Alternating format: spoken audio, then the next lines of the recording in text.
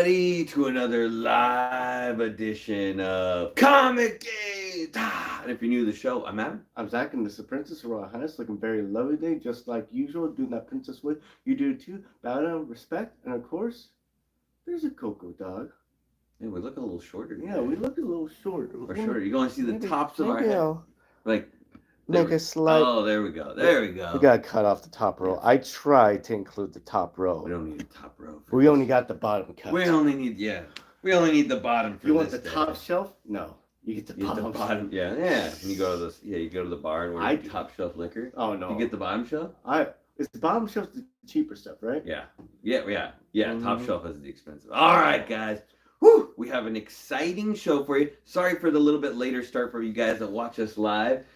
Zach and Princess did their very first New Year, New Booty class. Yeah, so they got together and went to a class to it's a seminar. Work on their derriere extraordinaire, right? Mm-hmm. Exactly. A couple workouts to make sure our buns are made of steel. Mm-hmm.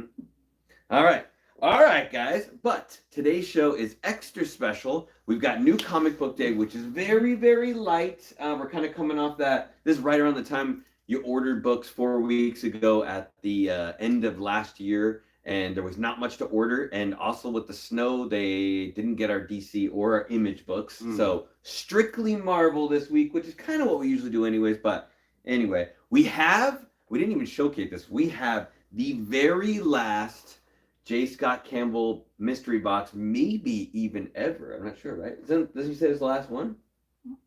Nope. I guess not. I lied. It wouldn't be ever. Princess said this was like they're not doing any more mystery boxes. Maybe I was dreaming that. Maybe. He's a fibber. This might be the last one. I don't know. Anyway, maybe I'm talking crazy. And we have the topic of the week, which is what, Zach? 9.8's pre-screen. What are they thinking? Yeah, hear what we have to say. I know there's a lot of people been talking about the 9.9 pre-screen, and we do have a kind of expert in the house. Zach's been buying slab comics for a very long like time. almost 2 decades. Yeah. So I think I've been quite a while. So he'll at least have a good opinion on it. Something like that. Yeah, it's been a long time. It's been a while. So we'll get into all that before we got to get. Zach's probably a little thirsty after that booty class. So, I am thirsty. You gotta feed that booty. So you got this Runa Tropical Passion Fruit, sparkling brew, clean energy. It's organic and plant-based. Oh no. No, plant-based. It's what your body craves. No, it doesn't. It looks like Brondo. Someone should just make Brondo and get it over with. You know what I mean? Like. Crocs is already a thing, so Brondo. Crocs is cool. I don't know. Welcome to Costco. I love you. Exactly. It's okay. Actually, it's not bad. It's not bad. Definitely better than the last drink I had. Oh. Yeah, that one was bad. All right, let me say hi to some of our friends. Stick Papa in the house, letting us know where we can send all our worthless 9.8's. We'll get in touch with you, depending on how low the prices get. Nut Tech, how's it going, brother? Woo! Shadow 4T in the house. How's it going, Shadow? Good to see you. Nelvis, how's it going, Nelvis? Steve Sayer in the house as well. Johnny Robinson made it in, and Milt is here as well as many, many others. We will, So it should be an exciting show. Let's talk about new comic book day. Like I said, it's really light, but there's some good reading material that came out this week. And we've got Superior Spider-Man issue number 3. Dan Slott, Mark Bagley. Bagley's probably one of the better Spider-Man artists, for in the last 20 years, maybe even longer. Great story so far. I'm kind of getting in touch a little bit. I actually recently finished reading the entire Superior Spider-Man run from whatever that was, 2015 or something.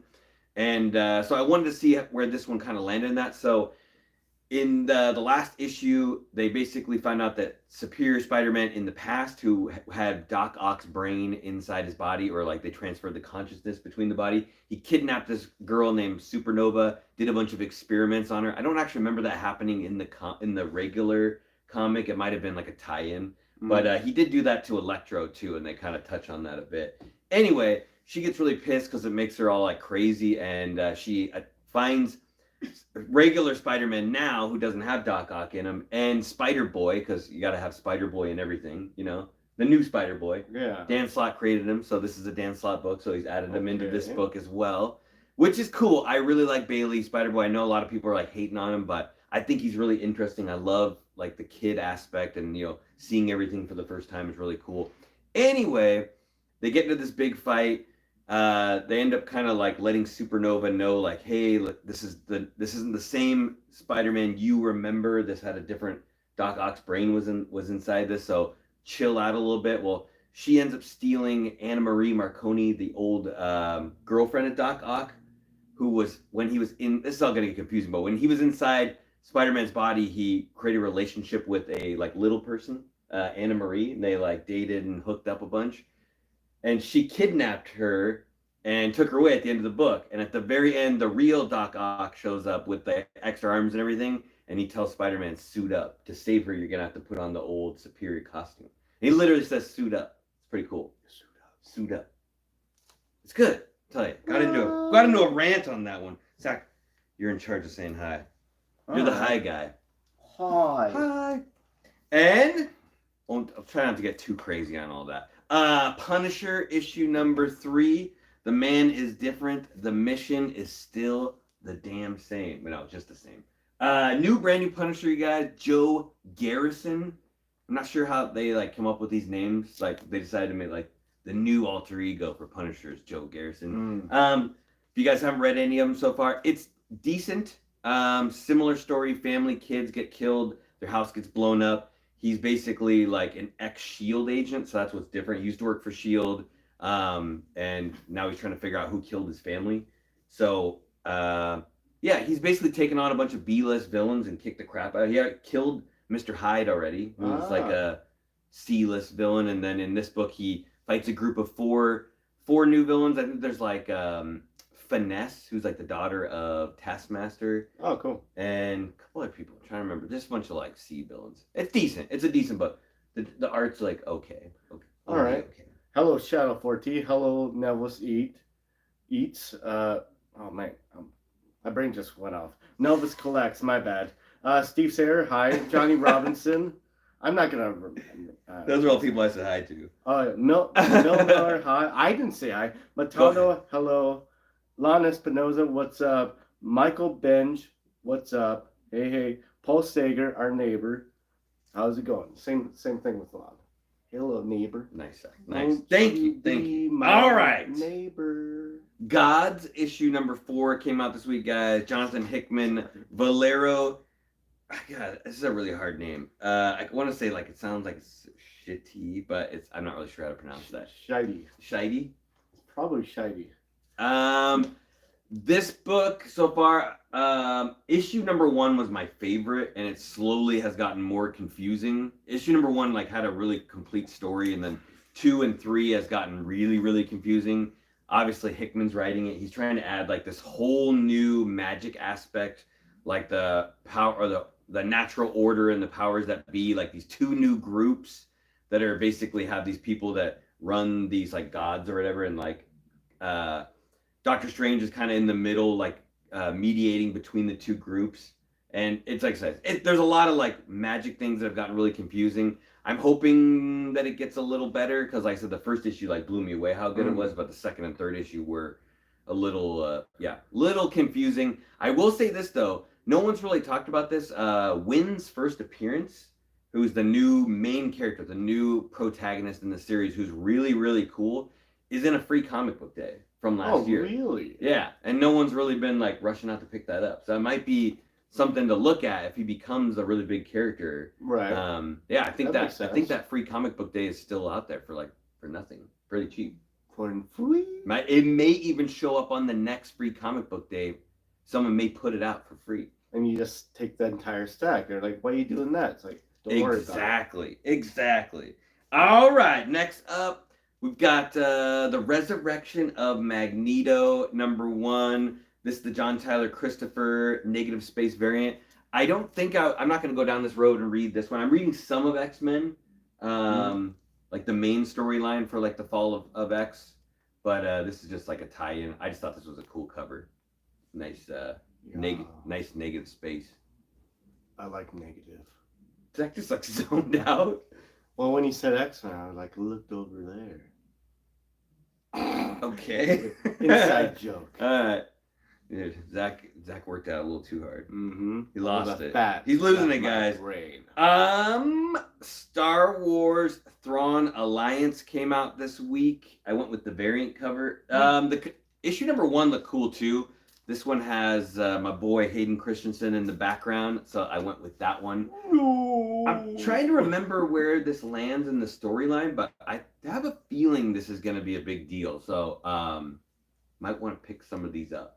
Like, you know, so I think there's been like what 2 Thrawn storylines so far, comic book wise, and they both have kind of blown up. Yeah. Like the last one, like almost every book in that set was a key, and that came out like what 2 years ago. Yeah, not you long know, ago. 2 or 3 years ago, and they're like all $20 books. So yeah, people really like to read about our good friend Thrawn. He is a fine gent. And last but not least, we got that Dark Horse. See, not just Marvel. No, I'm just kidding. I think I don't know if they're like owned by Marvel now.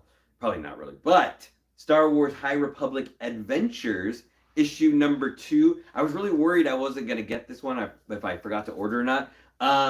Issue 1 was awesome. Like, blew me away. It directly connects to the original series, Star Wars High Republic Adventures. Like I said before, the first series that came out, which I thought was much better than the regular Marvel run. The characters were better. They introduced those villains, the Nil, and in that series and not in the original, and then they basically got rid of the crappy villains that they introduced in the regular series and brought the Nil over to the main run because they were way freaking better than those weird plant creatures that they were fighting. But this story's been really good. There's like 3 younger characters that they introduced. There's like a young girl and boy that live on this planet together that it's kind of shunned to use the Force on there. So the girl actually is Force sensitive, but all the people there are like, if you use the Force, you're kind of crappy. So she like hides it. And at a point, like all these Jedi show up to the planet and they like acknowledge that she has the power. So they take her with them. And there's another Padawan girl that's like a young learner, and they kind of become friends. The boy's angry that they don't take him with them because he's not Force sensitive, and he joins the Nil, like joins the bad guys. But after the whole like Starlight base blew up, the 2 girl Padawans like got separated, and I didn't see any like love connection going in the original story. Maybe I missed that, but at the beginning of this book, the new one that just came out, they have like a love scene together, so, or at least a kissing scene. 2 girls? Yes. That's I might need to read get this on book. board with that I might one. need to read this book. But yeah, it's pretty crazy.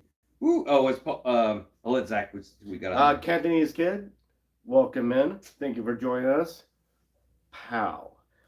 We got Paul Steger saying they heard from Swagglehouse that CGC is lowering the prices for members, like a percentage off, and for non-members, you can actually submit books directly to CGC. Yeah, Princess was telling me that today. Yeah, that's very interesting. She was updating me that was going on. So yeah, definitely a lot of stuff going on with CGC. We do have the mystery box open. I'll save that for the end. Let's let Zach. Zach is going to talk about what we came here to talk today. We always do New Comic Book Day to kind of lighten the mood, freshen it up, and yeah, we're talking about pre-screen 9.9. I will put my 2-bit cents in at the end, but I'll let Zach say what he has to say. I think it's a bad idea. I think it doesn't benefit the collector, probably not an investor either.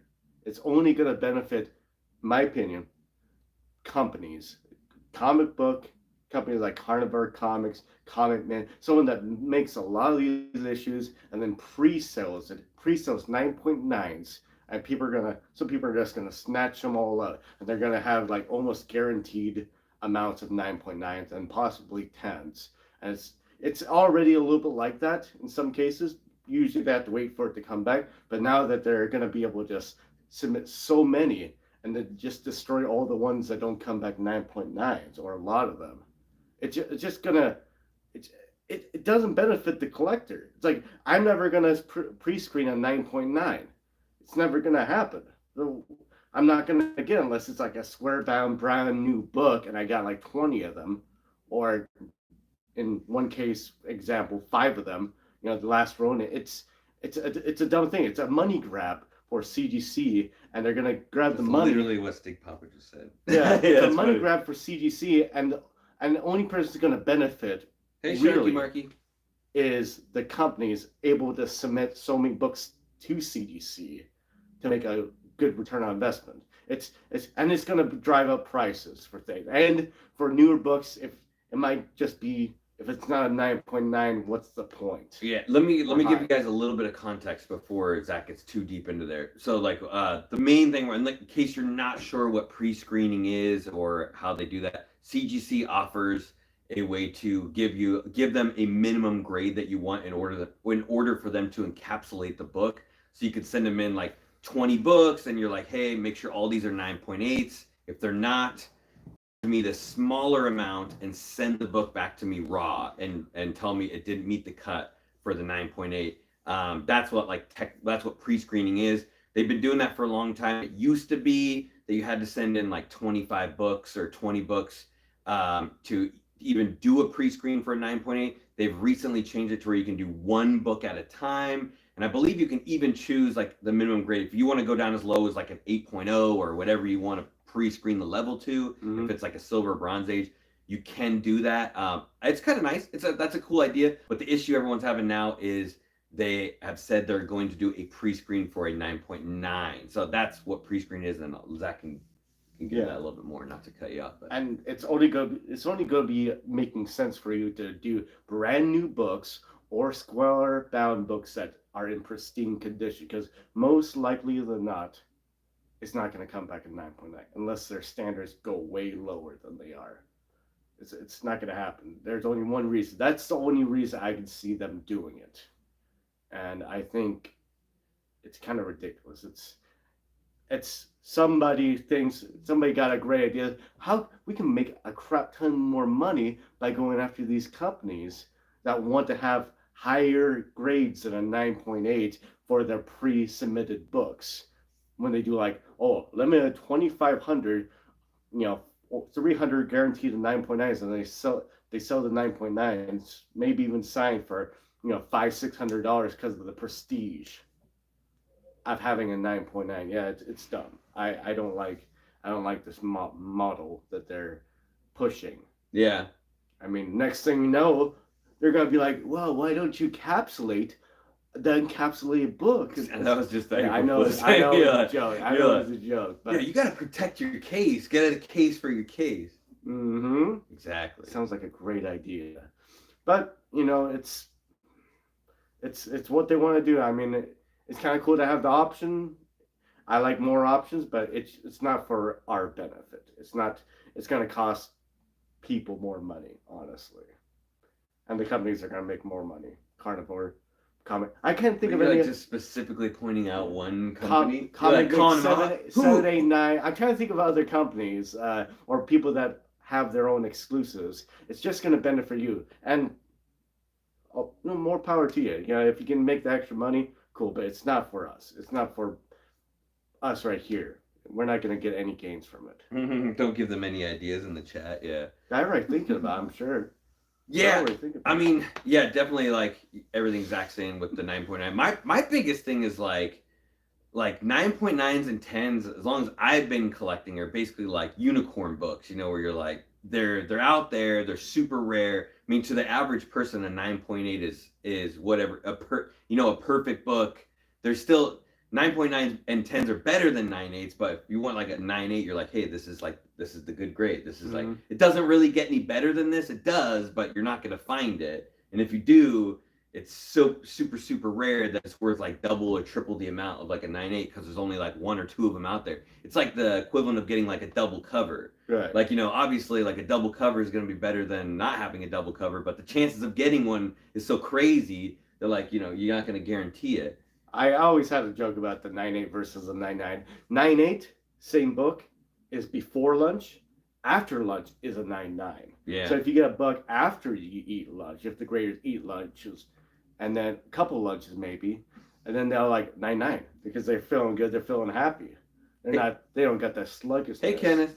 And yeah, Milt's saying why don't if they're doing a 9.9, why don't they just pre-screen at 10? I know it's like that's gonna be 10? that's gonna be the next step. And like if what they're doing is the newer books that are coming out, the brand new books, whatever they want to call, like the ultra modern or whatever, if those are the ones that they're pre-screening and they start getting 9.9s and 10s of the newer books, and it just the market could just readjust itself for those books where if you get a 9.8 in a modern book, it's not good anymore. Like a 9.9 has to be like the top tier for a modern. That could happen. Just the thing that's gonna like ruin everybody is if people start like sending in older books, not like old, but if somebody sends in, I heard somebody saying somewhere that there is no 9.9s for Batman Adventures 12. Like there is no 9.9s for that book, but now they're pre-screening someone. There's still a bunch of those out there. You know what I mean? Like someone could send in a bunch of them, like 10 copies, and pre-screen a 9.9, and then someone at CGC feels obligated to like give one of those a 9.9 because they're like, oh well, they pre-screened a bunch of them. That's the only thing I'm worried about. Like if they keep to the old rules and somebody sends in 50 books and like none of them meet the qualifications, like that would suck. Like you're gonna be like, here, you owe us like whatever $500 and you get your books back, and we're gonna give you your same books back. That's not gonna happen. They're gonna like feel obligated to give somebody like a 9.9 or a 10.0 on those. So yeah, Milt's asking, does CBCS do pre-screen? I don't know. I want to say they should, and I think they do. I think they do, because they're not gonna leave money like that all. If they're gonna see CGC do it, they're probably gonna do it too. Or at least some version of it. Yeah. I would just hate to see this like affect people that have 9.9s of like really cool books, whatever. If you have like first G.I. Joe, like number 1 and a 9.9, or you have like Transformers 1 and a 9.9, then some other bloke starts sending their raw copies in and they start getting 9.9s because the grading goes down, and then your books become like not worthless, but they're not going to be as worth as if there's only like a handful or 1 or 2 on the census and a bunch more start popping up, your book's not going to be worth as much. We've even seen this like in our recent times. We were talking about this last night where Teenage Mutant Ninja Turtles Last Ronin, how many of those came back in 9.9s. We even got like 2 or 3 of them in a 9.9, which is cool, and that one makes sense. It was the square bound, but the 9.9 of that book is basically the 9.8 price, and the 9.8 price is basically the 9.6 price, because there's like over like 200 or 300 copies of that book in the 9.9 that it's lower the price, which is what's going to happen to everything else. And I don't know, it has always seemed weird since I started collecting comics why there's a 9.9 and a 10.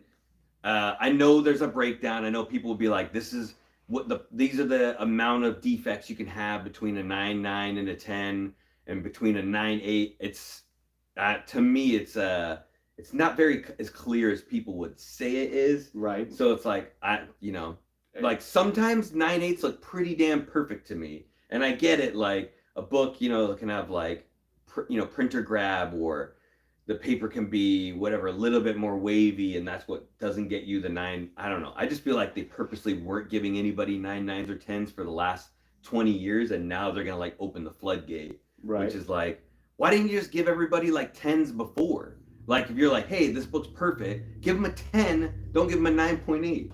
Like we were saying, like with card grading, you have like Pokemon cards and Magic the Gathering, which we don't know a lot about that. So we have sent a few cards in just to, see what it's like. And they're super transparent. Like you get 10s. If your card is a 10, you get a 10. And they tell you all this stuff like, this is out of line, or this edge is this, or this is the reason why you got like a 9.5, or it's off center. But you get, if your card's perfect, you get a 10.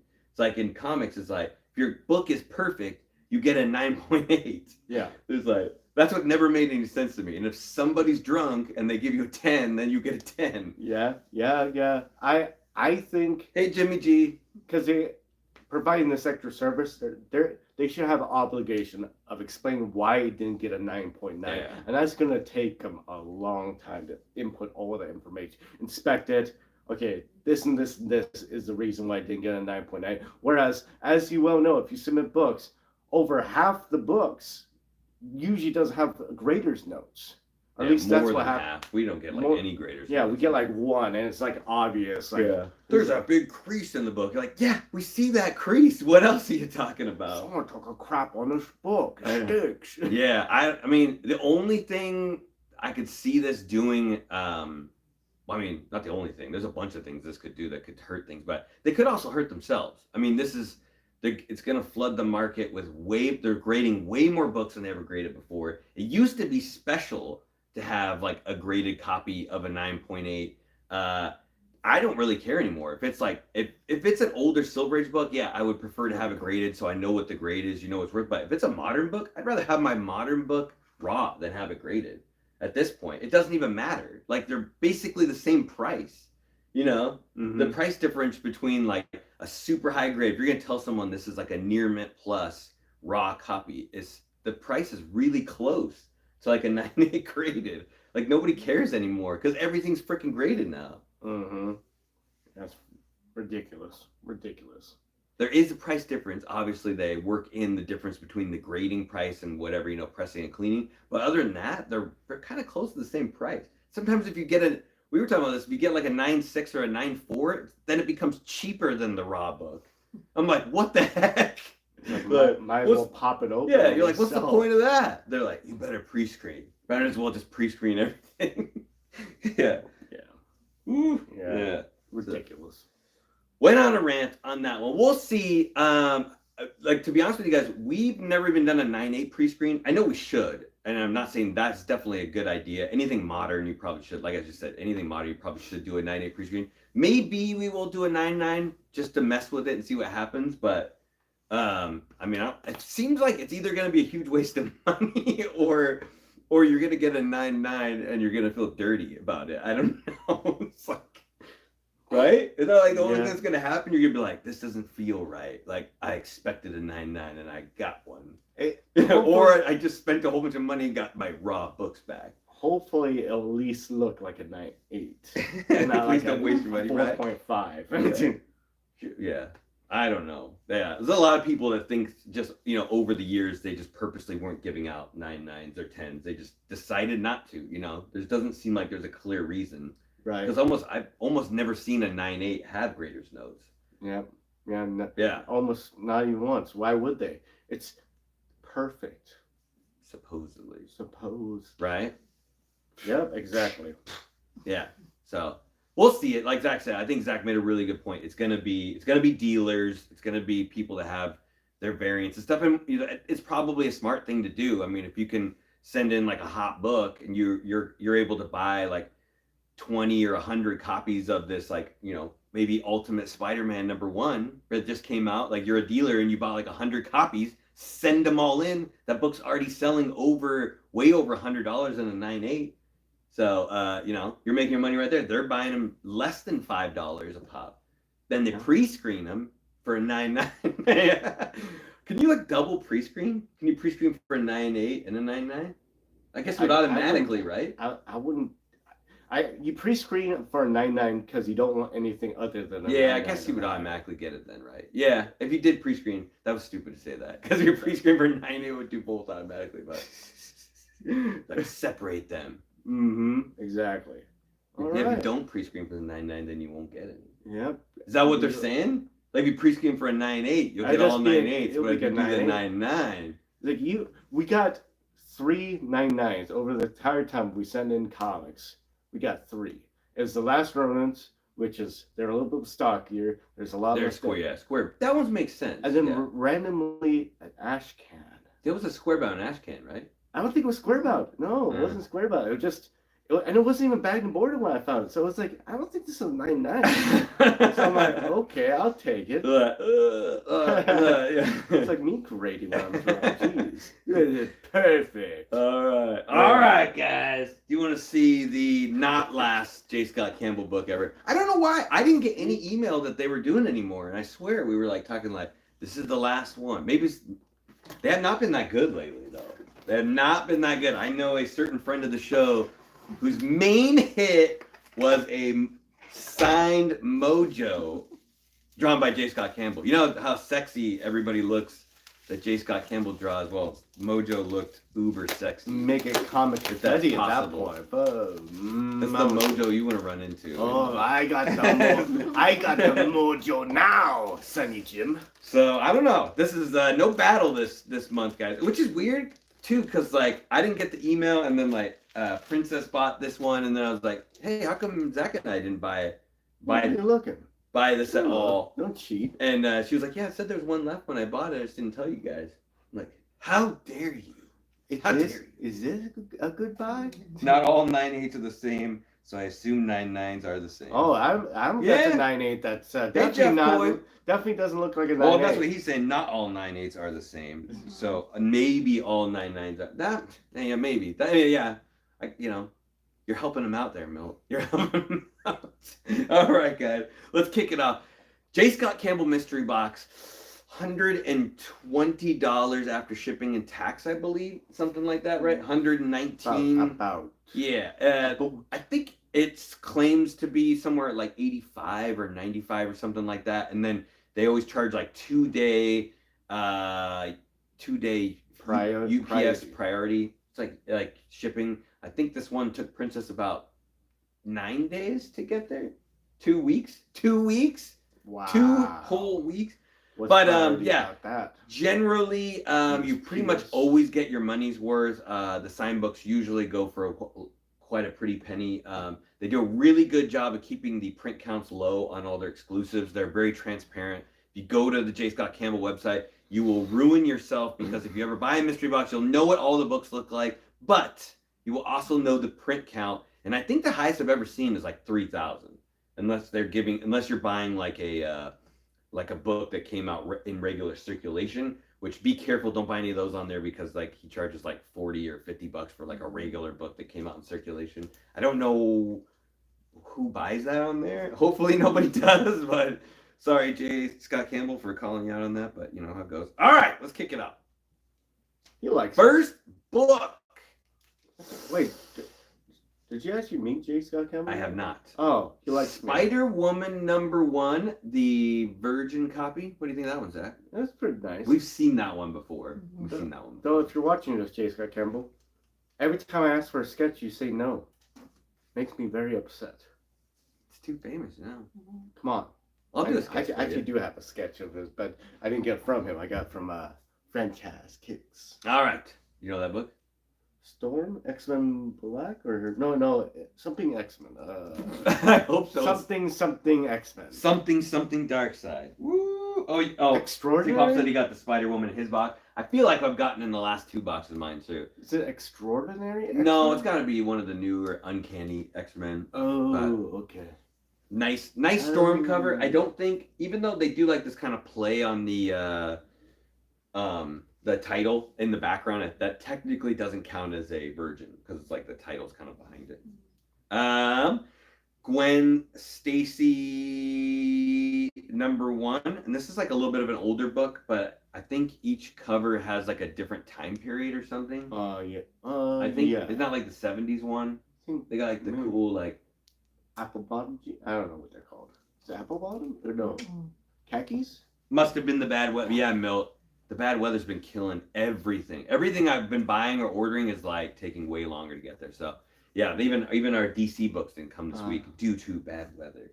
All right, and everyone's favorite Catwoman, the 100-page anniversary, and I think that might be my favorite one. I think that's the animated series. Yeah, the animated series one. I think that's one of my favorite ones out of the group. He did, so there's like a cover for each of those based on the time period for Catwoman. So there's like, I think 4 or 5 different covers for that. There's a good amount, yes. Oh, name change. Hola, how's it going? Name change. Woo. Yeah, so far you got 3 out of the 4. All right, and sometimes you can get up to 3 signed books. I think Zach and I even got as low as 1 signed book at the time, right? We cry ourselves to sleep. We got Gwenom versus Carnage issue #2, and this one is a nice pink signature. Pink signature, which this one's cool. Signed book. That's that weird like King and Black crossover where I think that's actually like Mary Jane. I think that's MJ from the Spider-Gwen universe. Oh, where she's like a singer.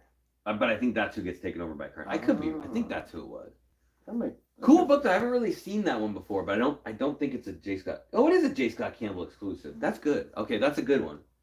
Yeah, you don't run into that too much. Someone. Oh, true exclusive. Do you show them? Oh, they saw it's a great pink signature. I like it. Ooh, oh, you might get the Mojo. But the Mojo. Oh, this one's a cool one. I have not seen. I have not seen this one before. Oh, Oh, is that a good one, Princess? This is Amazing Spider-Man 25, signed by the good old J. Scott Campbell. And it's a full. A lot of times, if I haven't seen it before, that means it might be a good one. I don't know. Stick Papa, is that a good one? Looking for that Princess look happy after getting that one. This is her mystery box. Like Zach and I. In a band. Yeah, I think that's the MJs, right? Oh, no, maybe not. Maybe. Yeah.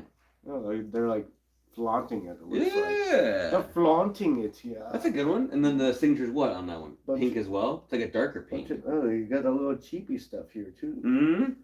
Oh yeah. She gets lucky, Stig Papa, every time. Every time she gets like the 1 in 100 or whatever the other one was. The 1 in 500. I think that was it. Two signed books.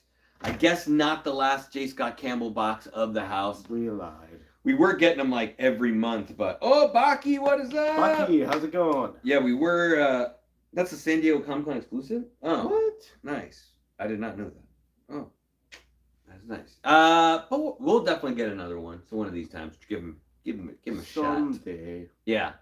It's weird how they're able to grab those ones from like 3 or 4 years ago that they didn't like ship them all out. They have a warehouse, guys. A warehouse. And they have a lot of stuff that they forgot about. Well, it is cool that they have a limit to each month they sell them too. Like they're like, hey, this is how many we're making, and then it sells out. They're not like they just don't like print them to sell like some other companies. Some other companies we know about. Anyway, I think we'll wrap the show up for today. Give you guys a little bit of heads up notice. This week is special. Whatnot, we will be on at 2 p.m. Pacific Standard Time. Zach and Adam are going on first, 2 p.m.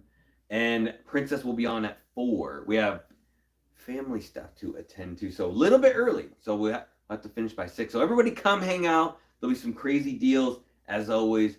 Full on show. I don't have to work this Saturday, so I will be there the full time. Right? Nice. Right? Yep. Right? Did you show a bunch of cool books last week? Yeah, I did. From your PC? I got drunk and I started showing stuff, and they're like, "Is that for sale?" It's like, "No, it's not for sale." I'm sorry. Right on. All right, guys. Do us a huge favor. Do all the regular YouTube stuff. Like, subscribe, but especially leave us a comment down below. We'd love to hear more about like what you guys think about the pre-screen 9.9. Leave it down in the comments. We'll definitely hit you back with some comments and answer like questions that you have on it. Plus, you never know, like if CGC watches any of these videos, maybe they'll be like, this is a bad idea. Everybody in the community hates it.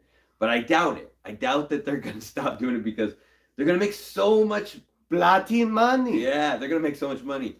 Yeah, I was watching, like, they were talking about Swagglehouse area. Check out his video. He does a good breakdown of all the years that people send in books of. And, like, the 2020 era sent in so many books. It's crazy. More books than any other era. So it's just gonna, and it's only 4 years. We're only 4 years deep. It's just gonna get worse. Mm-hmm. All right, Zach. What else? Yeah, sir. How you do that is you guys to go to the gym and you got to engage your glutes because it ain't no fun unless you got buns, hun. Check it out. Get those bun gains. Get to see an update on the booty gains. Right? I think my on Instagram. I think my booty's growing. All right, good.